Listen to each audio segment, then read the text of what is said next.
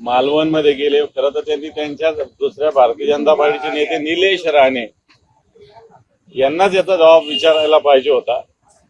घरातच दोन्ही पक्ष आहेत त्यांचे आणि आता एकमेकाची बदनामी करायला दोघेच राणे बंधू निघालेले आहेत. निलेश यांच्या याच आरोपांमुळे आता नवं राजकीय वादळ येते की काय अशा चर्चा सुरू असतानाच भर पडली ती रवींद्र चव्हाणांच्या प्रतिक्रियेची. 2 तारखेपर्यंत मला युती टिकवायची आहे. मी नंतर उत्तर देईन. खरं आहे का? पण निलेश राणे जे म्हणतात ते खरं आहे का? खोटं आहे. खोटं आहे का? यावरही निलेश राणेंनी प्रतिक्रिया दिली. हे सगळं निलेश राणेला पाडावं, निलेश राणेचे सीट पाडावेत ह्याच्यासाठी चालू आहे ना. आम्ही महायुती करायला तयारच होतो, तेव्हा गेली नाही. आज चव्हाण साहेबांना महायुती हे शब्द त्यांच्या तोंडातून ऐकून खरं तर बरं वाटलं.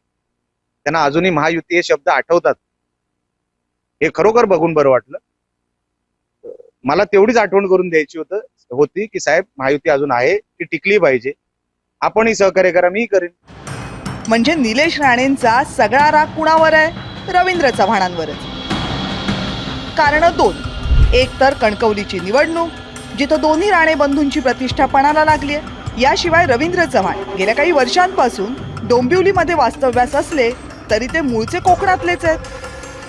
लोकसभा आणि विधानसभा निवडणुकीमध्ये कोकणाची जबाबदारी फडणवीसांनी दिली होती रवींद्र चव्हाणांना. आणि याशिवाय आणखी एक संभाव्य कारण आहे, ते म्हणजे एकनाथ शिंदे आणि रवींद्र चव्हाण यांच्यातला संघर्ष. गेल्या आठवड्यात कल्याणमधल्या काही शिवसेना पदाधिकाऱ्यांच्या भाजपमध्ये पक्षप्रवेश झाला. आता रवींद्र चव्हाण हे शेजारच्या डोंबिवलीतले आमदार. चव्हाणांनीच हे ऑपरेशन लोटस राबवलं असा आरोप शिवसेनेच्या नेत्यांनी केला. खुद्द एकनाथ शिंदे आणि त्यांचे पुत्र डॉक्टर श्रीकांत शिंदे यांची ठाण्यातली सगळी ताकद कमी करण्याच्या हेतूनच चव्हाणांची पावलं पडतायत असं राजकीय जाणकार सांगतात.